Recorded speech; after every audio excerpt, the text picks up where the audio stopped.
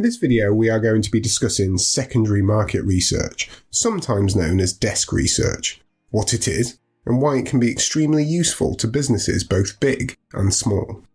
So what is secondary market research? To be able to understand secondary market research, we need to remind ourselves first of primary research, which we have looked at in detail in other videos. A business will conduct primary research itself, or pay a third party to complete it for them. For example, a phone provider like Apple may use primary research to find out what its customers think about their new model. Primary research usually involves going directly to the customers, doing focus groups, interviewing, or questionnaires with your target market. Secondary research, however, is data that was collected by others for their own purposes. Occasionally, a business may use internal data, which is data that the business already has, for example sales records or production reports. Secondary research can include all of the methods a business can use for primary research, however it has been completed by another business, for their specific purposes, meaning it may not be exactly what you and your business need. To all the teachers out there, show all of these videos without any ads and gain access to our growing library of over 500 teaching worksheets. Why not visit BizzWizard.co.uk to find out more? Before we take a look at some of the most popular sources of secondary research, let's first introduce this video's main example. This is Rebecca Barnes, and she is the creator of the selfie drone, a unique new way of taking selfie photographs. One day, while spending time with her younger brother, flying his new drone, Rebecca had the innovative idea to release a drone designed specifically for taking selfie and group photos. She has thrown together a prototype and is considering investing her life savings, approaching investors, or even the bank to get the project off the ground. Before Rebecca makes what can be a life-changing decision, she has first decided to carry out market research to identify if the product is something that customers actually want. Rebecca has considered many of the other methods of primary research we have discussed in other videos, including focus groups and questionnaires. However, before spending time and money on these forms of gathering data, she has decided to see what secondary market research is already available. So where can Rebecca find this information? The first place almost everybody is likely to hunt for secondary market research is online. Here, data is readily available and can be downloaded at the click of a button. A large amount of data found here is usually free of charge, or the information is available for a small cost or a membership fee.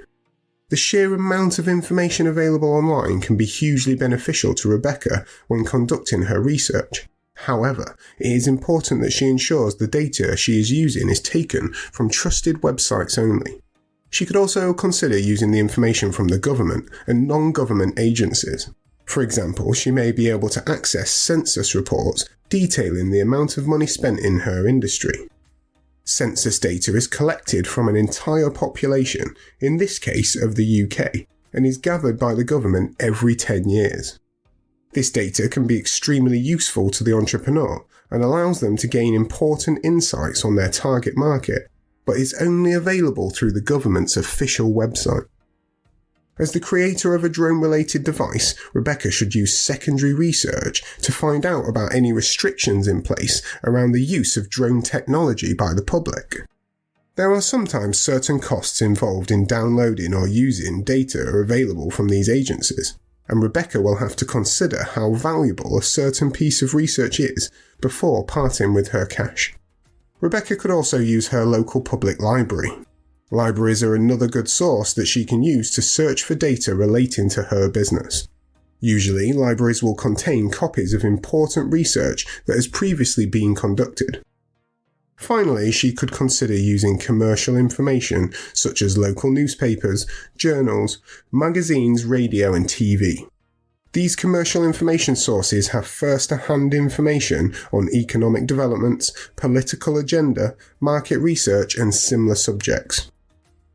Bring this video and over 100 more to life with fun, interactive games, quizzes and case studies. Why not try the first 25 completely free by visiting BizzWizard.co.uk. As with all methods of market research, there are both advantages and disadvantages. In most cases, secondary research is easily available. Rebecca is likely to be able to find a wealth of information on the use of selfie sticks by customers, along with the information on the sales of drone technology in the UK. This information directly relates to her new product and can be extremely valuable. If Rebecca was only going to conduct primary research, she would have to start everything from scratch. Collecting secondary research is simply a less expensive process, as data required is easily available and doesn't cost much, if anything, to be seen. As a startup business, any time and money saved by Rebecca will be able to be used to focus and pay for other important aspects involved in launching her new product. Finally, secondary research is much quicker to conduct because of the availability of the data. Rebecca can complete her secondary research within a few weeks, whereas collecting the same quantity of primary data would take considerably longer. So what about the disadvantages to Rebecca of using secondary market research to inform her business decisions? Firstly, although data is readily available, it will be extremely important that Rebecca ensures the information comes from a reliable source. As you are probably already aware, the internet and other secondary sources of research can be full of misleading information. If Rebecca is not careful and chooses an unreliable source, this can have significant implications, in some cases leading to the business's failure. It is also important to consider the age of the secondary research you are looking at.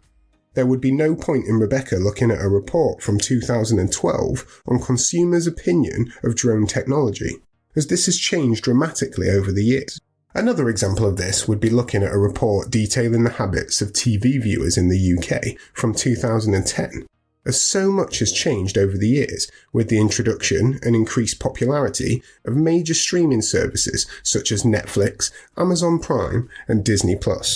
Each of the video courses over at BizzWizard.co.uk also includes an interactive business case study that applies the knowledge learnt to a real-world scenario.